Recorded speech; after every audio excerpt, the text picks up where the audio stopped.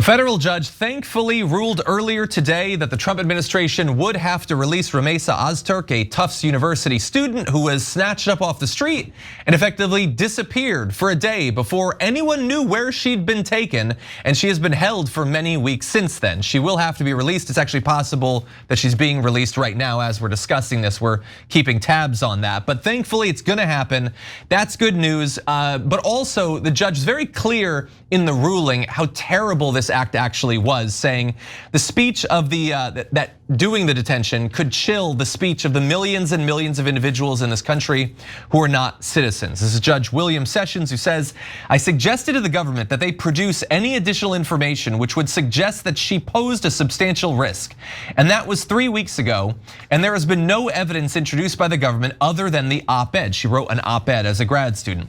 That literally is the case. There is no evidence here. The court finds that Ms. Öztürk has raised a substantial claim of a constitutional violation. And I want to remind everyone that while it would be great for her to be released, and hopefully that'll happen today, she'll be able to be returned to her home, to her school, be able to resume her doctorate, talk to her family. She has been in detention since March 25th. That 6 weeks, 7 weeks, I'm not great at math necessarily or time, but that is what? Worse than anything that's ever happened to many of us? Sure, deeply traumatic.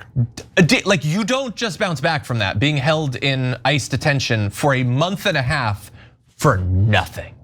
Because you wrote an op-ed, because you committed a thought crime.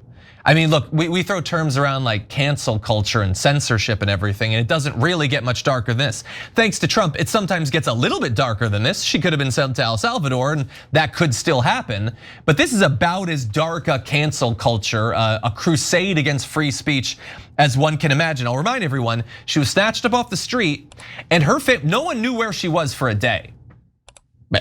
She could be dead. She could be out of the country. I mean, so many people have been. That is horrifying, not only for her, but for everyone that knows her. And Tufts University put out a statement saying, we look forward to welcoming her back to campus to resume her doctoral studies.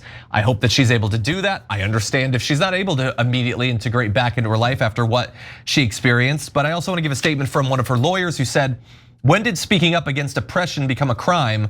When did speaking up against genocide become something to be imprisoned for? And again, that's all that they're saying she did, is she wrote an op-ed that was critical of the Israeli invasion of Gaza.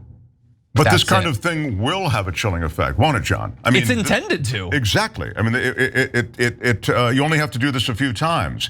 It's the reason the cruelty is very much a part of the strategy with this administration, and this is part of just one more facet in a plan and a strategy that we've seen across the board. Everything from sweeping up these Venezuelans and sending them to El Salvador, many of whom may or may not have any ties, we just don't know because there wasn't a due process, to the sweeping up of the Russian scientist who was detained and then jailed, imprisoned because of those frog embryos that weren't declared on the declaration form. She was asked to bring them in by the researcher with whom she was working. So these are all flavors of a kind, and this administration and this cruelty will have a chilling effect on free speech. It's already happening.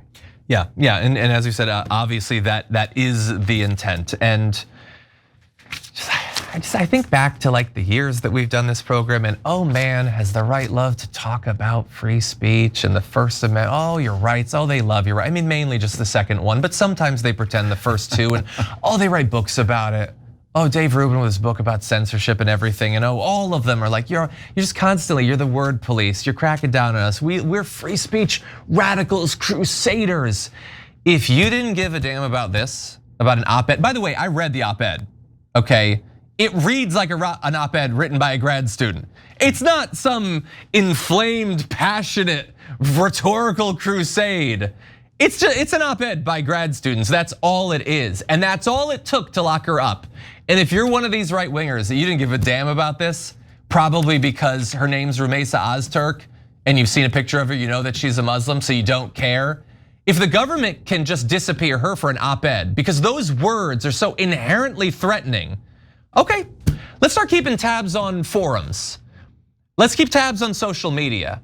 Let's keep tabs on the Facebook groups and the Telegram and Signal groups of militias and things like that, because every day they're flooding the digital domains with far more threatening stuff. We can start disappearing them maybe. If that's the direction we want to go in as a country, I don't think that's the direction they want to go in. So maybe they can start to live their values. That freedom of expression is America. The minute you take that away, I mean, it's just one more way in which I think sort of the underpinnings of this nation are being lost. So we still get the flag and the Pledge of Allegiance, but we get none of the stuff that really made America great. The stuff that makes America great is the freedom of expression.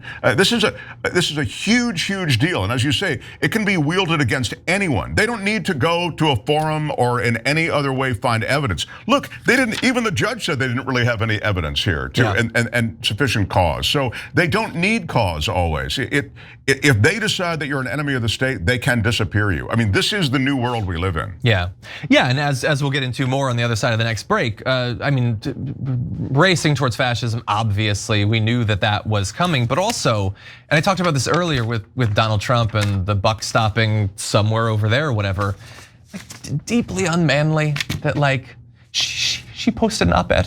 I mean, I could I guess try to counter what she said with an argument of my own, but that's difficult and really, really scary. So no, I'm gonna lock her up. So to disappear, put her in a cell somewhere. Like for people, oh my God, the movement, not only the free speech stuff, but the debate me, bro. I'll debate you, I'll go on a podcast and we'll debate over it. You guys, you fell apart, you set fire to the Constitution. Your values are gone because of an op-ed. Because the words were very, very scary. I don't know, the adjectives, the adverbs, what was it? A conjugation? I don't know, what scared you so much in that? Again, the right could desperately use some role model that can remind them of what a man is supposed to be like, because there's none of it in the way they've treated so many of these different students. Every time you ring the bell below, an angel gets his wings. Totally not true, but it does keep you updated on our live shows.